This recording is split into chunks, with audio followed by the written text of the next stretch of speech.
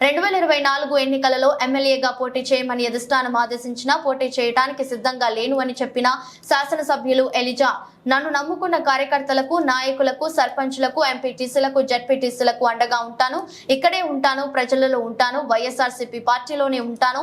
ఏ ఒక్క కార్యకర్తకు అన్యాయం జరగనివ్వను. చింతలపూడిని వదిలే ప్రసక్తి లేదు, పార్టీని వదిలిపెట్టే ప్రసక్తే లేదు. అందరినీ కలుపుకొని వెళ్తేనే పార్టీ విజయం సాధిస్తుంది. అందరూ వద్దనుకుంటే చేసేది ఏమీ లేదు. ఎమ్మెల్యే ఎలిజా అన్నారు.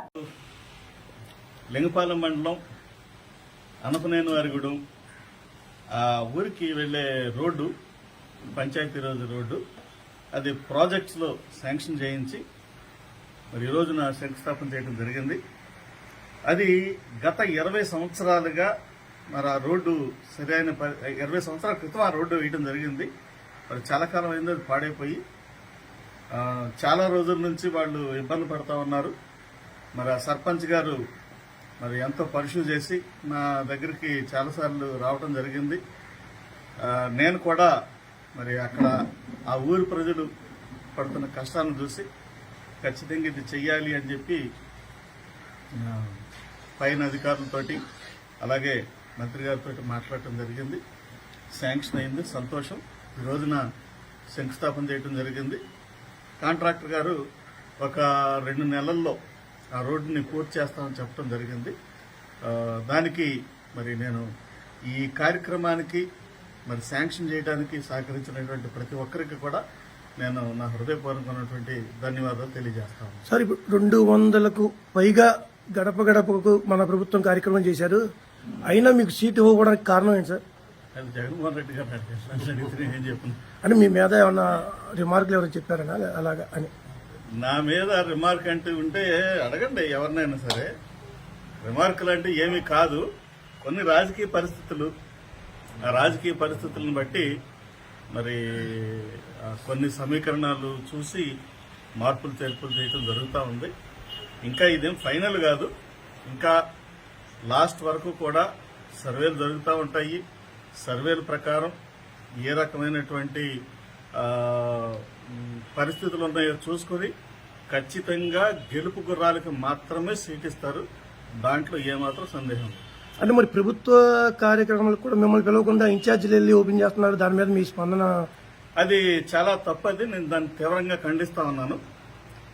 ఇది చాలా దుర్మార్గమైనటువంటి విషయం. ఇది ఇప్పుడు కొత్తగా ఎవరైనా వస్తే ఆయన పార్టీకి మాత్రమే ఆయన ఇక్కడ ఇన్ఛార్జిగా పెట్టారు, ఆయన ఎమ్మెల్యేగా పెట్టలేదు. మరి ఈ విషయాన్ని ఆయన దృష్టిలో పెట్టుకుని ఖచ్చితంగా మరి ఆ ప్రకారమే నడుచుకోవాలి. ఇక్కడ నిన్న కూడా ఈ రోజు జరగాల్సిన కార్యక్రమాన్ని ఆపడానికి ప్రయత్నం చేసినట్టు నాకు తెలిసింది. ఇది చాలా దుర్మార్గమైనటువంటి చర్య, అది చాలా తప్పది, అర్థం చేసుకోవాలి. మిమ్మల్ని రెచ్చగొట్టేవాళ్ళు చాలా మంది ఉంటారు, మీరు అది చేయండి ఇది చేయండి అని. వాళ్ళు మీ వెనకాల మిమ్మల్ని పెట్టుకుని తిప్పుతున్న వాళ్ళు ఎవరైతే ఉన్నారో వారు మిమ్మల్ని గెలిపించడానికి కాదు, మిమ్మల్ని ఓడించడానికి తిప్పుతా ఉన్నారు. అది గమనించుకోవాలి. అది గమనించుకుని ఖచ్చితంగా ప్రజల్లో ఉండండి. మీకు జగన్మోహన్ రెడ్డి గారు ఒక అవకాశం ఇచ్చారు, ముఖ్యమంత్రి గారు, గౌరవ ముఖ్యమంత్రి గారు. దాన్ని సద్వినియోగం చేసుకోండి. మీరు ప్రజల్లో తిరగండి, ఓటు అడగండి, మీరు నిలబడండి. మీకు భగవంతుని అనుగ్రహం ఉంటే, ప్రజల యొక్క దీవెనలు ఉంటే మీరు గెలుస్తారు. ఆ తర్వాత మీరు పదవి అనుభవించవచ్చు. అంతేగాని ముందే ఒక పదవిలో ఉన్నటువంటి చట్టబద్ధంగా రాజ్యాంగపరంగా ఎన్నిక కాబడినటువంటి ఒక ఎమ్మెల్యే ఉండగా మరి మీరు ఓపెనింగ్లు చేయటం, ఎవరో ఏదో చెప్పారని పొరలో పెట్టారని మీరు చేయటం అనేది అది మీకు తగదు. అది మీకు నష్టం కలిగిస్తా తప్పితే లాభం కలిగించదని గుర్తుపెట్టుకొని మనం చేస్తాం. సార్, అది అధిష్టానం నుండి పైనుంచి చెప్పాలి కానీ అతను తప్పేం లేదు కానీ అందులో పైనుంచి చెప్పడం ఎందుకండి? ఇప్పుడు నాకు అర్హత లేని పనిని నాకు ఎవరైనా చెప్తే నేను చేస్తానా? చేయకూడదు కదా. అంటే మరి నాకు నేను అర్థం చేసుకోవాలి, నాకు నేను తెలుసుకోవాలి, నేను దీన్ని చెయ్యొచ్చా చేయకూడదా అని. పైనుంచి ఎవరు చెప్పరు నువ్వు చెయ్యొద్దు అని. అది మనం చేసుకోవాలి. అర్థమైందా? మొత్తం అందరూ నేనేమంటున్నాను, మీకు మన గౌరవ ముఖ్యమంత్రి గారు ఒక అవకాశం ఇచ్చారు, దాన్ని సద్వినియోగం చేసుకోండి. చక్కగా పార్టీ పరంగా తిరగండి, ఓట్లు అడగండి, ప్రజల్లో ఉండండి, మంచి చేసుకోండి. అంతేకాని ఇలాగా అఫీషియల్ కార్యక్రమాలని అడ్డుకోవాలని ప్రయత్నిస్తే మాత్రం అది మంచి పద్ధతి కాదు. దీనివల్ల మీకు నష్టం కలుగుతుందని నేను మనవి చేస్తాను. అంటే ఎలిజా గారు ఎటువంటి గట్టి యాక్షన్ ఏం తీసుకోవట్లేదు, అందుకనే ఇక అని కూడా జనాల్లో చాలా 4 మండలాల్లో కూడా బాగా ఇది వచ్చేసింది సార్ దాని మీద. అని మీరు వచ్చి అక్కడ ఇప్పుడు ప్రభుత్వం నేను అధికారంలో ఉన్నాను అని మీరు అడ్డం తిరిగితే ఆ కార్యక్రమాలు ఆపాలి కదండి, అని మీరు ఏం చేయలేకపోతున్నారు. వారి విజ్ఞతకు వదిలి పెడుతున్నాను, నేనేం అడ్డం జరగను. కానీ హిందీలో ఒక సామెత ఉంది, అదేంటంటే జోర్కా జట్కా ధీరేసే లగేగా.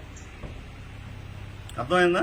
అంతకుమించి నేనేం చెప్పను సార్. ఇప్పుడు చంద్రపూడిలో ఆల్రెడీ పార్టీ ఆఫీస్ ఉండగా వేరే ఒక పార్టీ ఆఫీస్ పెడతాం, దీనిపై తీసుకోండి సార్. పెట్టినోళ్ళు అడగండి.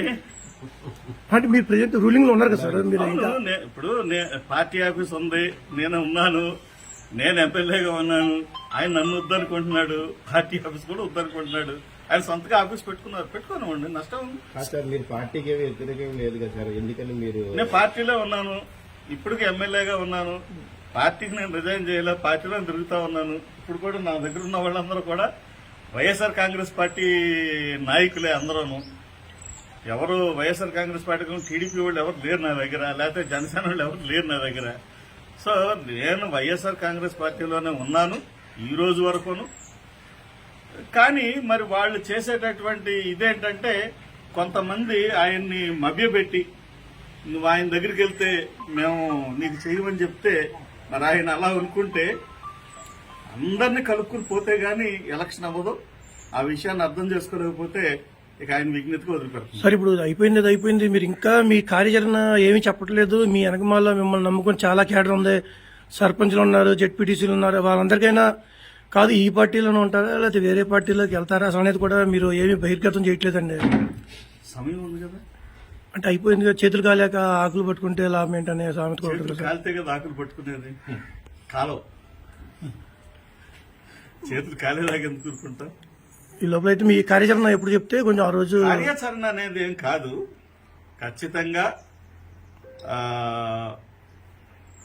ఏంటంటే నేను వైఎస్ఆర్ కాంగ్రెస్ పార్టీలో ఉన్నా ఈ రోజు వరకు పార్టీ క్యాడర్ తోటే ఉన్నాను, ఇక్కడే ఉంటాను. నన్ను నమ్ముకుని ఉన్నటువంటి కార్యకర్తలకు కానీ లేకపోతే నాయకులకు కానీ సామాన్య ప్రజలకు కానీ వారందరికీ కూడా అండగా నేను ఇక్కడే ఉంటానని మళ్లీ చెప్తాను. అంటే జగన్మోహన్ రెడ్డి గారు ఏమైనా మనసు మార్చుకుని మళ్ళీ మీకే చింతలపూడి ఛార్జ్ ఇస్తారని నమ్మకం ఏమైనా మీకు ఉంది సార్? నేను చేసే ఉద్దేశం నాకు లేదు. మీకు చేసే ఉద్దేశం లేదని ఇచ్చినారు. ఓకే.